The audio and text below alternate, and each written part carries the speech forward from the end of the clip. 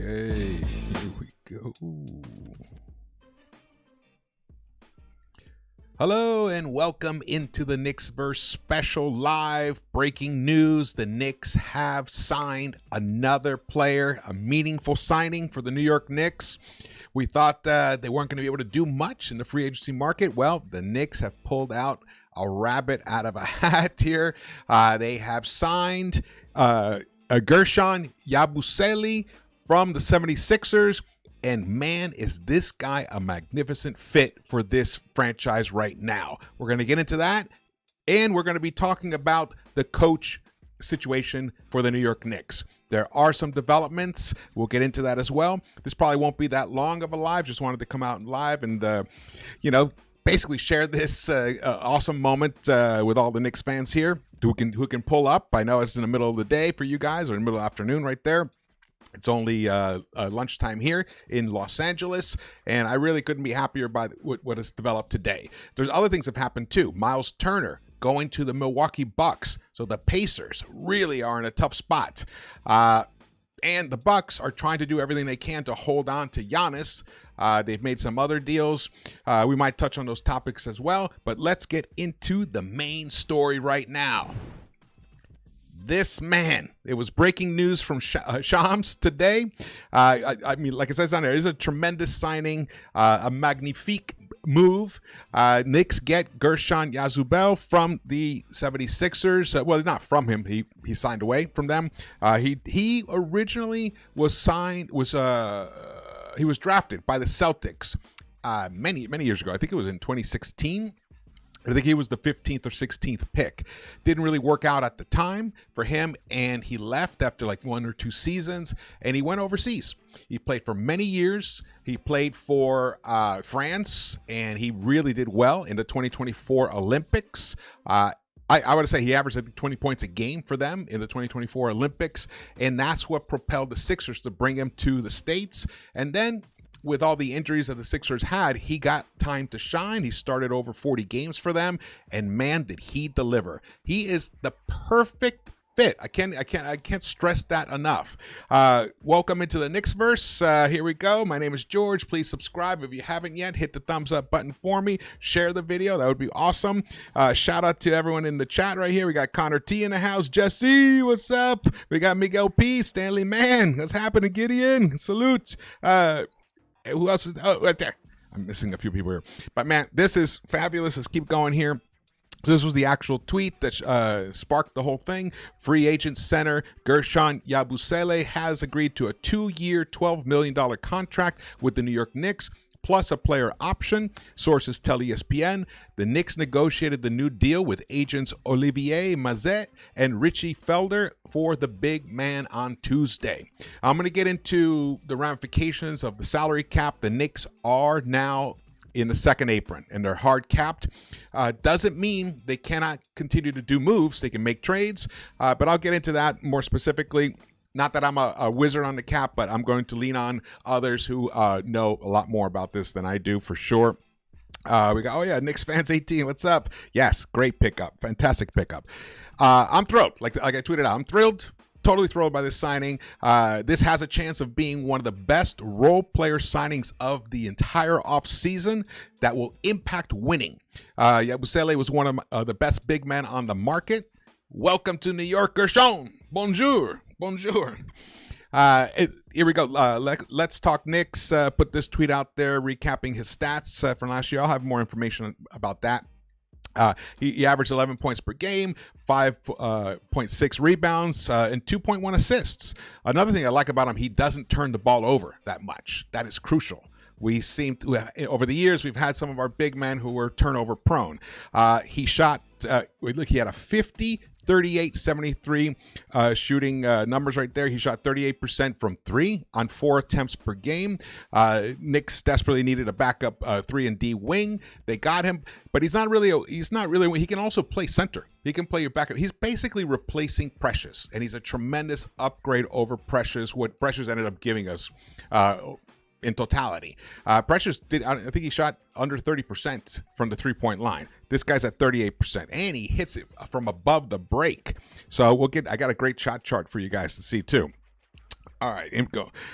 And Tommy Beer, awesome tweet here. Last season, only 2 players in the NBA shot above 70% in the restricted area and above 39% from above the break in three-point territory on at least 200 attempts from each zone. Nikola Jokic and Guerschon YABUSELE. That's it. That's it. So the efficiency that we have increased right now, it's just an element that we desperately need at this moment to get back to the Eastern Conference Finals, but then break through and get to the NBA Finals. And he's a very, very good defender. Actually, a very good defender. Here, Synergy Basketball tweeted this out. This is Guerschon's shot chart. He made 43%. Look how beautiful that thing is. Look at all that green on the sides above the break, and look at all that green down in the restricted area. He made 43% of his open catch and shoot three-point attempts. He shot 79% in transition and averaged 3.1 assists to only 1.8 turnovers per 40 minutes last season. See what I mean? Just perfect fit. Yesterday, we got the news that Jordan Clarkson is going to be joining the Knicks after he clears waivers tomorrow. I wasn't thrilled about that addition per se. It wouldn't have been my top pick at all, even for a vet's minimum. However, I've been listening. I've been listening to everybody, and I'm more enthusiastic about the potential of him being rejuvenated here in New York. And he could return back to the guy that he was maybe in 2021-22 for the Utah Jazz. I think that's the year he won Sixth Man of the Year. We haven't had that kind of a microwave type scorer since IQ coming off the bench. So I'm going to be optimistic about that. However, his defense is definitely a problem, and he's got to tighten up his shot selection. Things I don't need to say about YABUSELE. You know, I don't need to say that. I mean, we know we've watched him burn us last season in a couple games against when we played the Sixers. Tommy Beer, this is a nice one too. He put this out just to recap where the Knicks roster is at right now. Knicks can start Brunson, Bridges, OG, Cat, and Mitch.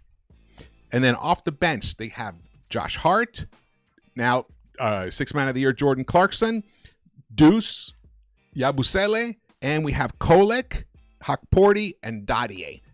That's a very good deep team. I agree with that. That team says Eastern Conference champions to me. That's what that says to me. And once you get into the finals, anything can happen. Look at that. The Pacers were able to push OKC to Game 7. Game 7. And if not for Tyrese Halliburton going down, who knows what could have happened. So this is a situation where, and it's also very difficult to repeat. Very difficult. Not that I expect OKC to still be the Western Conference champs for sure and make a great attempt at repeating. Absolutely. But we know how difficult it is. There's a wear and tear of a long season and playing deep into the playoffs. 2 7-game series, one against Denver and then against the Pacers. It does wear you down. Sometimes teams lose their edge. So this is, right now, Leon and company have pulled off a fabulous addition without doing much to hurt the team that is already existing, except the being, locked into this second apron. They got hard cap there, but we're going to get into that. Actually, I'm going to explain it as best that I can using some assistance here, using Mr. Popper to help us here from Newsday. In his article today, Knicks adds 76ers Guerschon YABUSELE, and this is how he explained the cap situation. By utilizing the mid-level exception, the Knicks triggered the second apron, although they remain below it in total salaries. With Clarkson's veteran minimum, the Knicks payroll is now $204 million, clear of the $207.8 million threshold. So they're about $3.8 million below it. The Knicks are now restricted to using only veteran minimum deals to add to the roster. They have 12 players under contract, which they need to have 14. In addition to second-round pick Mohamed Diawara, who could remain overseas, and Kevin McCullough, who the team tendered a qualifying offer to on Sunday. So McCullough is I think McCullough is definitely coming back. Whether Diawara can crack the roster, that's TBD. I think a lot of that will depend on his performance in Summer League for several of these guys. And then Yosi Gozlan, who is a fantastic capologist here. He's often on Knicks Fan TV discussing things. This is the way he breaks it down with more detail. Here's a projection of the New York Knicks 2025-26 cap sheet. They would need to sign a rookie minimum, like Mohamed Diawara or James Nagy, to make it all fit under the second apron. That'd be $36,000 above it, though.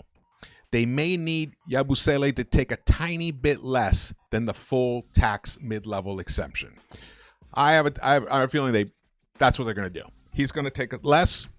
Here's the breakdown right here. I don't know if you can see it in detail. If you're watching on a TV screen, it'll be easier for you. Or just look up the tweet. Look up the tweet yourselves. You can see down below, second apron space, hard capped in parentheses, and then in red, it's the $36,641 that they would currently be over right now if they signed a Diawara or Nagy. And they brought in another vet minimum at almost 2.3 million. Clarkson's coming in at 2.3 million, and Yabusele is coming in at 5,685,000. So he could maybe for the first part, I guess, how would that work? Well, anyway, he's got to take a little bit less. That's just the reality of that situation. And because Nagy, I think that number has to be 1.272. So I think that has to stay like that, unless some other trade happens. Now, trades can happen. That's one thing that can happen. Trades can happen. So it's possible. There's more brewing. There's lots of rumors out there. Unfortunately, one thing that definitely feels like is not going to happen now is a potentiality of bringing Al Horford to the Knicks. Yabusele gives you a lot of what Al Horford would have given us, except he's a little younger, and actually right now he's been just a phenomenal three-point shooter from above the break. So, I would love to have his experience, his championship experience on this team. Hey, you never know. You never know. He's made a lot of money over his career.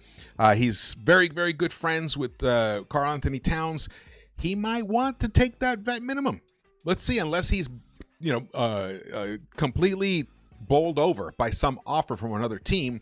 If some team's offering $4 million, $5 million, $3 million, he might just take this. He might. We'll see. Keep fingers crossed. Fingers crossed. All right. Shout out to the chat. We got everybody here. Hey, Agent Super Arc. Oh, I think I saw Lex. What's up? Pate is going to be tough at this moment, the way this is shaping up right now, unless, again, he just is amazing in the in the Summer League. However, I believe that since he's not a draft pick, he cannot go into the rookie exception or whatever they call it. So that's an issue right there. I think he would be more like not a vet minimum, but he would slot in above. Yeah, he would definitely hit the cap in a different way.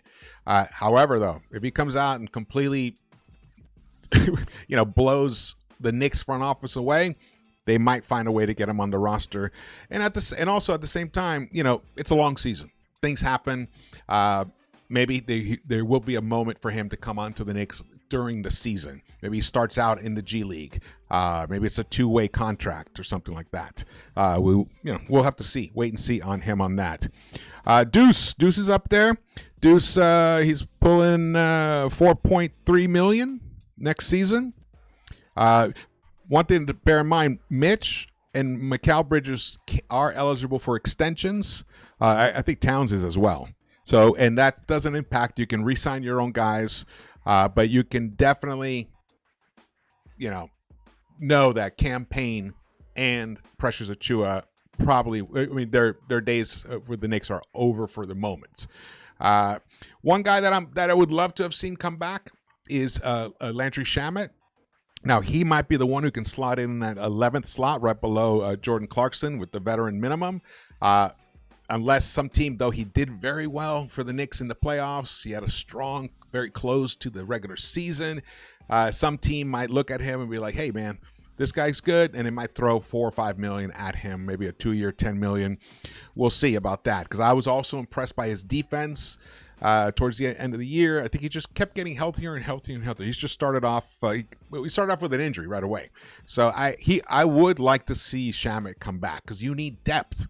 We need depth, and the new coach that's coming in, and I'm going to talk about the new coach very soon. The new coach is going to come in. He will come in with the understanding that he's got to spread the minutes around. And if you think about it, it's just totally logical. Of course, you want players to be able to handle the grind of a playoff game, an intense playoff series, and have their bodies built up to and conditioned to be able to handle that. There was a great interview with Kevin Garnett and Paul Pierce talking about all of this. They came out a couple days ago. See if I can find that link. And they were talking more about practice, how back then they used to actually practice. Now players don't, and then in the offseason as well. They used to play full 5-on-5. Now you kind of play in the gym with your trainer. It's not the same. It's not the same vibe. But you do need to also preserve your players as well. Maybe occasionally Towns just takes a game off. Same with Brunson. Now, when you have a roster like this, you can afford to, because this is a quality roster up and down. I mean, they even got and Pacom Dadie. I expect him, and this is coming, and Foxy as well expects him to make a leap next year defensively. He's a very exciting young pro, and he needs to be developed either for him to be a part of the rotation or become a piece that you can trade at some point that other teams will covet. That's the whole name of the game. Right now, you have to develop your players. And this because of the CBA. The CBA is brutal. Let me see. Let me check out what's going on here in the chat. Let's see. We don't need AI. He's past his prime. Oh yeah, Al. Yeah. Oh, Al. Yeah. You look. It's not so much about. Well, yeah, he is past his prime, but he's definitely a quality player, and he's a winner, and he has a winning mentality, and that is crucial to bring in players that have winning mentalities to this team. And that's one thing that Yabusele definitely showed. He showed. Interesting thing about him, before we get to this, about Yabusele, I was listening to the Locked On Sixers guys today. And Mark Frazetta, who does the Locked On Sixers, and Keith Pompey, who is the Sixers beat reporter, I think for the main paper. He's like their main beat reporter. The reason that they did not bring back Yabusele is because they need all the money they can to re-sign or to bring back Quentin Grimes. And they signed Watford earlier, I think yesterday. Yeah, they signed Watford. So that money probably would have gone to Yabusele, and they also need as much money to re-sign Quentin Grimes. So the irony that we're getting this perfect piece fit for the Knicks, because the team that our former, combo guard, Quentin Grimes is now on. They want to bring him back to the Sixers, he had a tremendous season for them. He's asking for like $25 million a year. I doubt he's going to get that, but let's say he gets something in the neighborhood of what Dorian Finney-Smith got, which averages about $17.5 million per year. Quentin's going to get paid. And good for him. Good for him. But the irony that we got Yabusele because of that, it's just too sweet. And also, Keith Pompey did report that the front office, they didn't want to let him go. They definitely, Yabusele, they definitely wanted, and the fans wanted to bring him back. He was a fan favorite there in Philadelphia, but just the dynamics of the salary cap just couldn't allow it. All right, let's get back to here. Let me see what some of the comments here before we get into the coaching talk. If there's anything specific, just repost it. Any questions for me, just let me know. I'm more. El Figgy says I'm more excited about this guy than Clarkson. Absolutely, absolutely. Here we go. What else? What else? Atlanta and Orlando got a lot better. They definitely did. They definitely did. They're still below us. I mean, right now, actually, Vegas updated their betting line. The Knicks are now the favorite to win the Eastern Conference. Cleveland's too. Cleveland also has improved themselves. But I feel like the Knicks, if we had played Cleveland in the playoffs, we would have beaten Cleveland as well, just like we did beat the Celtics. Just the way we matched up. The team that we didn't match up great with was the Pacers. But it was more about play style, not necessarily about the roster itself. We didn't have that much depth, but look what happened when Thibs finally turned to DeLon Wright and Landry Shamet. We started winning those minutes. So, hey, that's, I don't know, replay the past of that, the frustration of all that. But now we are super deep right now. But Orlando did definitely improve themselves with Desmond Bane. I forgot, they also signed somebody else recently. But I would put them definitely clearly a tier below the Knicks in the East. So if the Knicks are at the top of the tier charts, and then you can make a great argument that Cleveland is right there with the Knicks, but I would put them a little in the tier 2 below that. The Bucks are still looking pretty good, even though they waived Dame Lillard. I mean, I'm sure you guys have heard that, so that they could sign Miles Turner. Wild. So they're going to be basically paying $25 million a year for Dame to not play for them until he re-signs with some other team. Crazy. But the Bucks definitely have improved themselves. So I'd put the Bucks, Cavs in that second tier. Who else who am I overlooking? Bucks, Cavs. Well, Orlando and Heat. Not the Heat. Orlando and the Hawks, I would probably put it in the tier 3. And then everyone, tier 4 and below, everyone else. The Pacers are still going to be competitive, even though they lost Miles Turner. Who knows? They might pick up DeAndre Ayton, who the Trailblazers let go.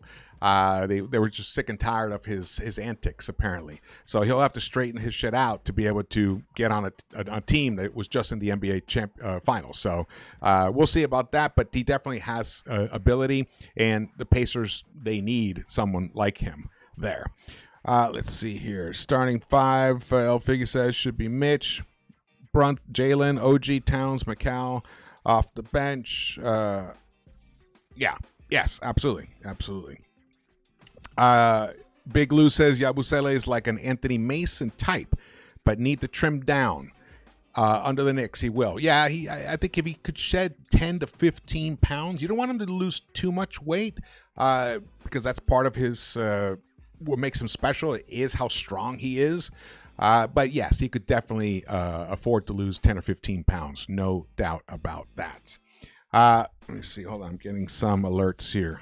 What's going on? What is going on?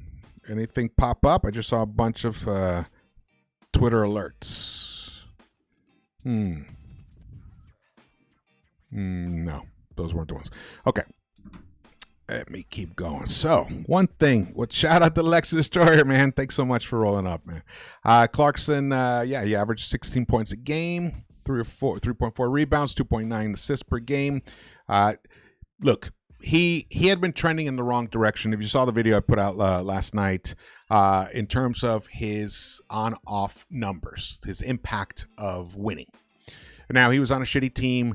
A couple people have pointed out, it's possible that because they were tanking, Utah Jazz have been a tanking team, that he just got not demoralized. That's not the right word, but basically started picking up some bad habits. He became a chucker, and that's something that he could shake loose possibly and return to the dynamic version that he was in the first couple of years with the Jazz, when he was actually sharing the floor with Rudy Gobert. which now he's got Mitch with him. So I'm holding out hope that he definitely could recalibrate himself, have a renaissance, per se, in the Big Apple. Let's see what else is going on. Yeah, Huck Porty is on the squad. I love Huck Porty. Why is he perfect for the Knicks? Loose Cypher wants to know. All right, here, I'll show you. We'll get right to this chart. Look at that chart. He shoots the three like phenomenally. He's like a Dante DiVincenzo above the break. Now, he doesn't shoot the super deep three, but look at that on the left and right wings there. 39.1% from one side and 45.1% from the other. Now, the corner threes, not as great, surprisingly, only 32.3% from the left corner and about almost 36% from the right corner. But we have great three-point shooters in the corners already. McCall and OG, who actually had somewhat downish years for them from the corner. They were the number one and number one from each corner the season before in the entire NBA. So I expect now with a guy like Yabusele who can stretch the floor out, and you still got Towns and Brunson is a phenomenal three-point shooter. It's going to give those guys in the corners a little more room, because remember, there's less space on down by the baseline, and it's easier for defenders to get out to the corner threes. But if the defender is an extra step or two towards the middle or towards the wings, above the break, that's an extra step or two, an extra half second that McCall and OG will have of air to get their shots off comfortably. Same, it'll help Deuce as well. So that to me, and he's an excellent defender, and he doesn't turn the ball over. How often have we seen it? And out in transition, look at that, 79%. I also have something else to show you guys here. This is his cleaning the glass stats right here. Look at the bottom year here. This is his last season, last year with the Sixers. The plus minus differential right here when he's on the court, or points per 100 possessions right here, right? So when he's on the court, the team, it was a 0.1 plus, which is in the 50th percentile. Okay, not phenomenal, but definitely compared to where the Sixers are without him, look at this. Plus 7.5 offensively for a differential of a plus 7.4. So when he's on the court, the Sixers are plus 7.4 points better than when he's off the court. That's awesome. And then let's look at his shooting accuracy here. This is something also really, his field goal percentage in the 97th percentile, for a plus 4.2. Beautiful. Look at, and then here it is. Interesting. The corner three, the plus 5.1. Non-corner three, 96th percentile, a plus 5.0. And for overall, it's a plus 4.7. That's beautiful. So he's 6'8". He can defend the 4 and the 5. He can even switch. He can even defend ones sometimes. So all the way from 1 to 5, but really, let's keep it between, 3 and from the 3s to the 5. He can defend very well. And he is a monster out on the break, out on transition. I'm just so excited. He's like all the things that we wished, like we saw glimpses of it from Precious at times. When Precious would hit a three, we'd get all excited, and suddenly he'd hit a second three, wow, and he'd get down on the block, do a nice little spin move, hit it, kiss it off the glass, get a rebound, all of that stuff. But then, those moments were far too few in between. Too much time was in between them. That's how Guerschon plays all the time. Phenomenal. I am completely floored by this signing. I did not think we could get him, honestly. That's why I didn't even talk about him at all. He was a wish list kind of guy, but the Knicks have been interested in him for quite a while. They even tried to trade for him during the trade deadline in last season. So they knew what kind of a special player he could be. Let's see, what else do we got here? We just added, Alex DeGray says we just added 27 points per game from Clarkson. Yep, yes, beautifully said. Beautifully said. And our bench we needed a scoring punch from the bench. We got one yesterday from Clarkson, and now we got an incredibly efficient big man to give us that. He's 29 and a half years old right here. You can see he was the 16th pick in 2016. Man, it just, I can't stop smiling.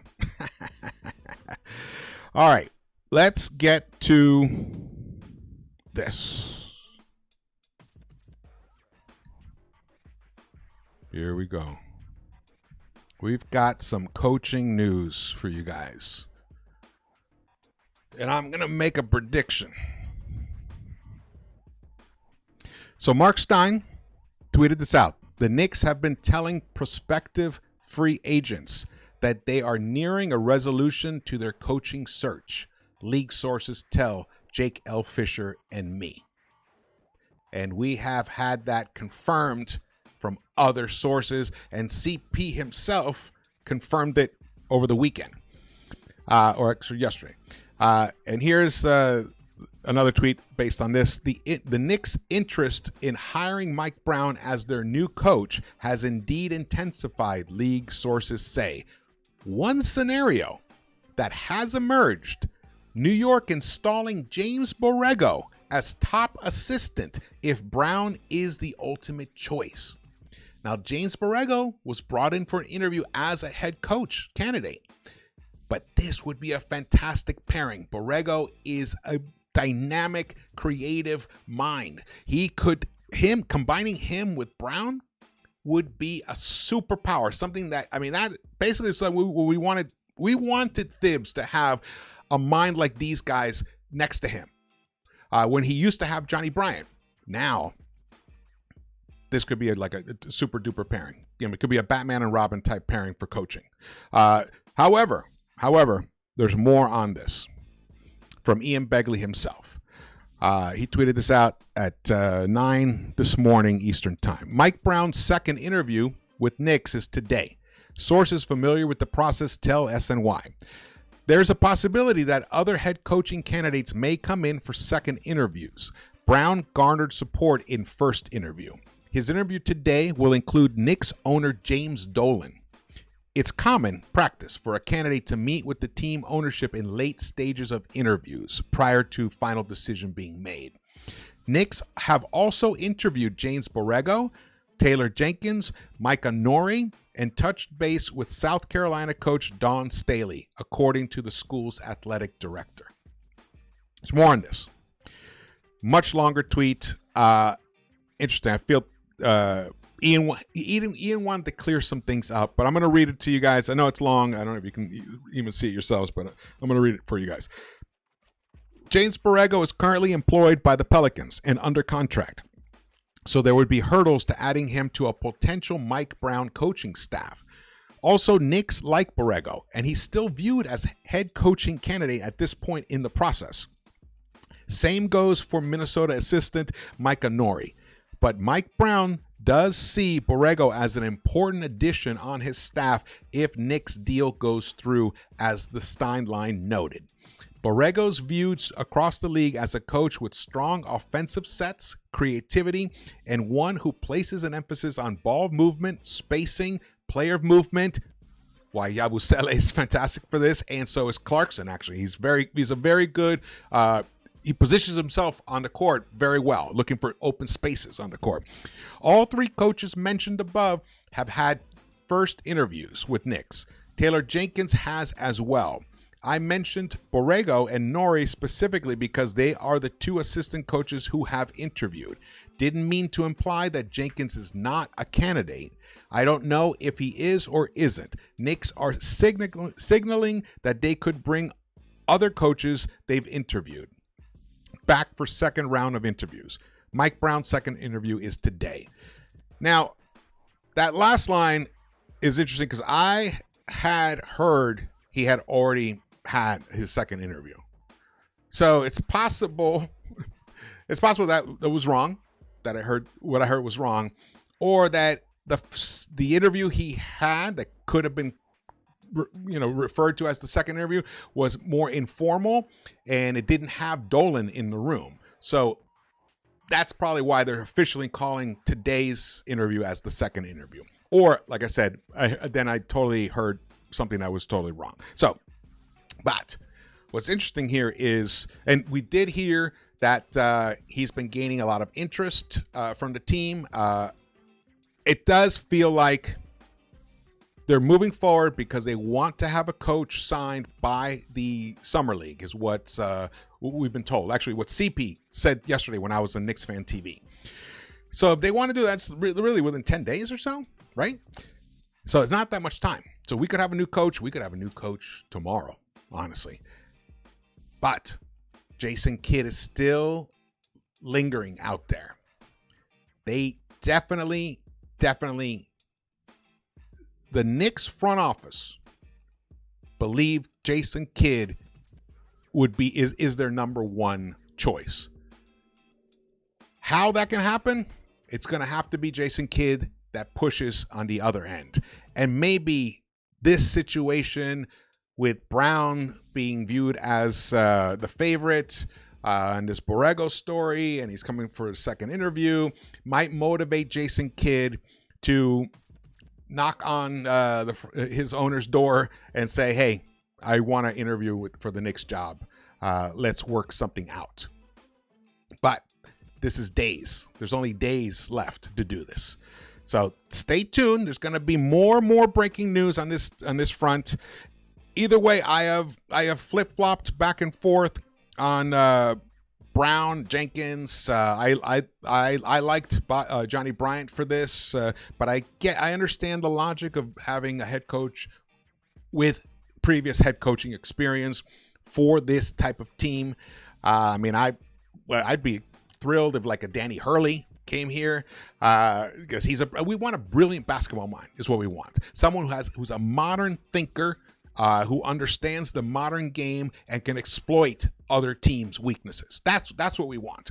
Now, is Brown that guy? Maybe. Is Jenkins that guy? Maybe. They've had success with their teams. Brown has coached in the NBA Finals before, and he might be that guy. I gotta say, to reference Tim Bontemps today, even though I have my issues with ESPN, but I respect Bontemps and all the Hoops Collective guys. It's a great podcast. I definitely respect their opinions. And this guy was a Dale Davis Jr. I can't remember what his name was. He was ridiculous. He was, the Knicks coaching opportunity is not a good opportunity or whatever. It was like, and Bontemps was like, no offense, but I think that's a terrible take. This is a great coaching opportunity. This team 1-7, and that was before the Yabusele signing. So now it's 1-8. He said this team is good to go. The path to the finals is right there. And if you're a head coach and you want the big bucks from New York, you're going to have to deal with the pressure. This is a fantastic coaching situation, which I totally agree with. Totally agree with that. I lost my thread. My thread point right there. It'll come back to me. Let me just look at some of these here. Yeah, Johnny. Oh yeah, that's what I was talking about. So I've been flip-flopping between Jenkins and Brown, and talking to everybody. JD, Foxy, CP, everybody. I think at this point, I would be very happy if Mike Brown became the head coach of the New York Knicks. I'd be happier if it was Jason Kidd. I'd be happier. But the Brown-Borrego combination makes me very, very excited. I like that. I love that excitement because Brown's pretty tough, but he relates to players well, but he's a tough guy. He doesn't really allow shenanigans. And then you have Borrego as like the brilliant offensive scientist, guy in the lab who's, figuring out how to maximize this potentially number one offense in the NBA is what the Knicks can potentially be with the right coaches. So I'm thrilled about that. I don't know. You guys tell me how you guys feel about this. I want to hear it in the chat. You guys tell me how you feel about Mike Brown. You know, throw me some flames or tomatoes if you think Mike Brown shouldn't be the guy. But at this point, he could be. Oh, now I remember. I remember my train of thought about the Tim Bontemps. So when he said to the guy Davis, he said, that's a terrible take, you know, no offense, about the Knicks. This could be like the Joe Torre signing that the Yankees did. Buck Showalter had done very well with that team, gotten them right to the precipice, but they needed someone to be pushed over the edge. And Joe Torre did not have a great record as a manager at that time, but he was the right guy for the right moment. And Mike Brown, I think he wants to prove himself as being a fantastic coach. He has been around winning franchises with the Lakers, with Golden State Warriors. What he did with the Kings was tremendous. His first season there turned it into the #1 offense there when he's really mostly a defensive-minded coach. This could be that moment where he becomes that guy. So that's why I'm excited. That's why I'm excited about it. But again, I trust in the process that Leon and Wes, Worldwide Wes, are going through in finding the perfect guy for this Knicks team that is really just right now just added a tremendous piece in this man right here. Fantastic. And also, it's interesting. Now, he'll be in Pacom. He's French. Pacom Dade is French. Diawara's French. So they're going to have that unity between the three of them. And they love New York. They love New York. So the vibes are wonderful right now. The vibes are magnifique. This is look. People were saying, the Knicks can't do anything. Look at this. Look what they just did. Fantastic. And the Sixers know that they lost a good one. They know that they lost a quality one. I'm thrilled. I am thrilled. Woo! Who do we got? We got Bodega Wi-Fi in the house. What's up, brother?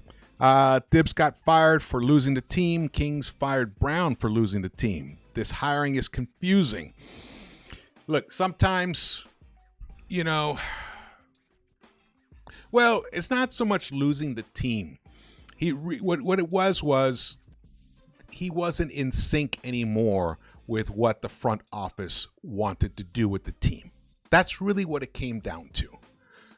And when that happens, remember, it's the front office's job to turn this team into a championship team.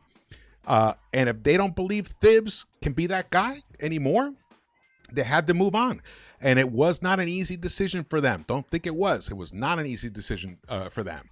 Leon loves Thibs. Dolan, I mean, you know, he definitely loves what Thibs has done for his franchise. It was a tough one. It was a tough situation. But remember, Mike Brown, oh yeah, he was coach of the year in 2023, I believe. What's up, Victor? Hey, Chaos Kid. What's happening, man? It's like you said, fire Mike Brown now. All this offense we just added makes it look like it's going to be Mike Brown, the Wolf Perry says. Yep. Good point there. By the way, I've been reading everyone's comments the past few days. You guys, some great comments, some great insights. Really appreciate that. You know that helps me tremendously. I call you guys my co-collaborators here, my collaborators, and it definitely does help. Sometimes I overlook things. Sometimes I'm just off. Everyone can be off sometimes, you know. But man, there's no way not off about this guy. I did not even think we could get him. Fantastic. This is truly blown away by it. But everything I said about Mike Brown, Jason Kidd is still lurking out there. He's still lurking. So we shall see how that goes. All right. I think I'm going to be winding this thing down pretty soon. The New York Knicks, just to recap in case you're joining now, Shams tweeted this out. Free agent center Guerschon YABUSELE has agreed to a 2-year, $12 million contract with the New York Knicks, plus a player option. The Knicks negotiated a deal with his agents, Olivier Mazet and Richie Felder. And like I said, I'm thrilled. I mean, I think this could be the best off-season role player signing in the NBA that will have the most impact. Fantastic. He averaged 11 points per game last season, 5.6 rebounds, and 2.1 assists. So he's a decent passer. He shot 38% from three.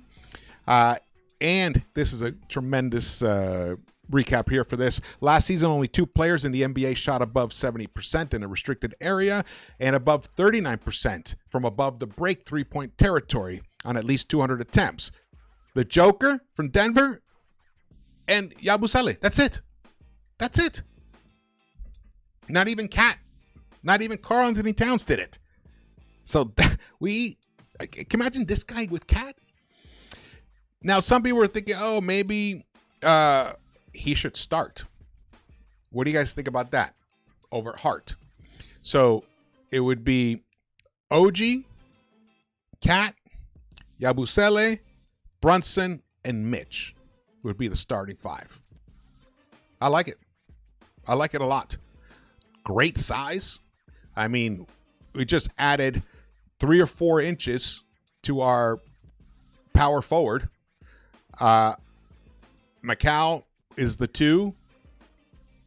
And, Brunson's a little short for a point guard, but with, all this, basically these giants around him, with Mitch and Cat, 2 7-footers, that's a big team. OG he's listed at 6'7", 6'8", and Macau's 6'6", 6'7".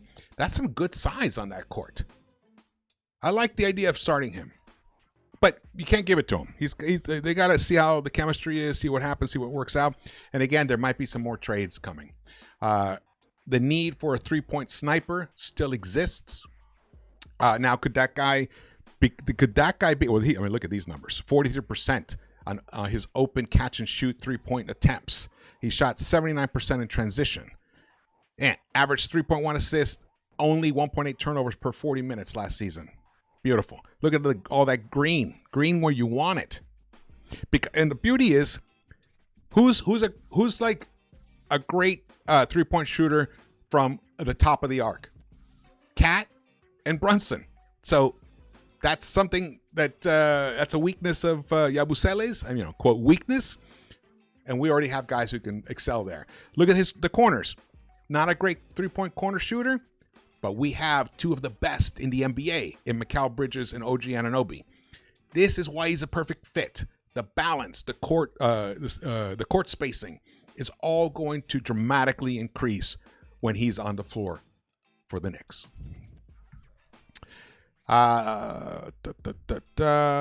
Here Tommy still has OG, Cat, Bridges, Brunson. OG, Brunson, Bridges, OG, Cat, or Mitch over. Oh yeah, I guess that's right. Mitch started over Hart. Well, that means you'd have to have. Well, if Mitch doesn't start, YABUSELE starts. No, I don't think I would like that. Yeah. But there could be lineups of that big. So scratch that starting lineup I was talking about earlier. But definitely there'll be rotations where you're just going to have a huge team out there. Woof. I'm excited. Now, could Dadier become that 3-point sniper? Never know. Never know. Never know. Check the chat. What's up? Shout out to the chat. Thanks for rolling up today on a Tuesday afternoon with some big news, some big free agent signings, and I think more are coming. Not signings, but more news is coming. App says Mike Brown ain't never have a team like this. The Sacramento Kings didn't have winning players. That is true. And yet he was able to turn them into a winning franchise. In this first season there. He also says, I was following the Sixers. He was a good player for them. Totally. The French connection is for real. El Figgy says he doesn't like Mike Brown's reliance on ISO ball, predictable play calling, and ineffective rotations. There are also claims that he struggles to adapt to opponents and adjust his strategies during games. That is a concern. That's definitely a concern, which is why I love having Borrego as his associate head coach, that combination. Hey, look, sometimes the most important thing in life is understanding your own weaknesses. Maybe Mike Brown agrees with you, El Figgy, and that's why he's open to having someone, a presence like James Borrego on the bench next to him, helping him become a better coach. I like that. I like that idea. Also, I did hear he's definitely impressed them tremendously in the interviews. CAG says, I like this move, but after listening to you, I love this more because nobody knows the Knicks more than you, George. Thank you, brother. Let's go. Thank you. I appreciate that. I was a little harsh about the Clarkson thing. He just hasn't been a winning player enough for me, for my taste, for this type of team. But like I mentioned earlier, I've recalibrated my thinking about it, and it's possible that he will return back to that sixth man of the year type of player that he was. Now he is older; he's 33. That could also factor into how he's been dropping off the past couple of seasons. But look, he's not going to have much responsibility on this team. It's Brunson's team. It's Cat's team. There's 6, 7 other guys on this team that are better than him. He just has to be great at his role. And that's possible. I think he can be rejuvenated coming to the Big Apple. It's an exciting city, a new venue. Can reinvigorate him. And he just sharpens up his shot selection and works on that defense. And Mike Brown can help him on that defense. Mike Brown worked wonders with Malik Monk. Malik Monk wasn't known as a good defender. He became a decent defender under Mike Brown's tutelage, and maybe Brown can do something like work some of that magic with Jordan Clarkson himself. Let's hope. All right. Gag says, oh my God, Joe, I just said this to myself. This reminds me of the Joe Torre situation back in 1996. I'm floored by this. Torre was laughed at. He was. And he was perfect for that Yankee job. Yeah. Much to my chagrin. I'm not a Yankee guy. I'm a Mets guy. But I always loved Joe Torre. And that was a tremendous Yankees team. So, yes, this could be very similar to that. Let's see. Staley gets an assistant coach spot. That would be cool. That's Alex the Great says, maybe Dawn Staley gets an assistant coach spot. She undoubtedly has a great basketball mind. Absolutely. That would be sweet. You get Borrego and Staley next to Brown. Sweet. That's what we need. Like Thibs, even though he had very good assistant coaches on his team, on his roster, they weren't strong. I felt like they just did whatever he said to do. They didn't come to him with ideas the way Johnny Bryant used to. So I like this idea of having a very strong, high quality assistant coaching core surrounding Mr. Mike Brown. Let's see here. Let's go. Lex agrees. He says you'll see a different Jordan Clarkson. Let's hope, man. Let's hope so. Man, this has been already a tremendous beginning to the free agency for the New York Knicks. They've just added 27 points off the bench in 2 days with Clarkson and Yabusele. And, tremendous quality. Wow. I'm excited about this team. I'm very, very excited about this right now. I was already excited about them. And when the season ended, I didn't really spend too much time thinking about what are we going to do? What are we going to do in the offseason? Of course, there was always the rumors, Giannis, is KD maybe, all these things.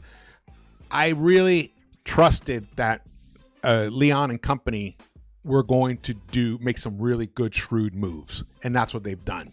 And yesterday, when I was on, or even on the Clarkson video in Knicks Fan TV, I said, you know, the only way you do the taxpayer mid-level exception is because it's going to push you into the second apron. The only way you do it is if you believe wholeheartedly that that guy is the perfect piece, the perfect fit. And that's what happened. Just a few hours later, that's what happened. Wow. It's like it's a gift for us. It's a gift for us Knicks fans. You can put together a team of guys off the bench that could probably be could probably win 35 games if that was your like starting unit down there. That's how good this team can be. That's how good. We got Dan Williams in the house. What's up? He says, hello, George, UK Knicks fans. Do you think the signings have been checked by Mike Brown today? I will say, I wouldn't be surprised if during the first interviews that Leon got his and Taylor Jenkins' opinion, you know, all the guys that they interviewed got their opinions on the type of players that could be brought onto this roster. And, you know, maybe not saying Guerschon's name specifically or Clarkson's name specifically, but profiling a player like that.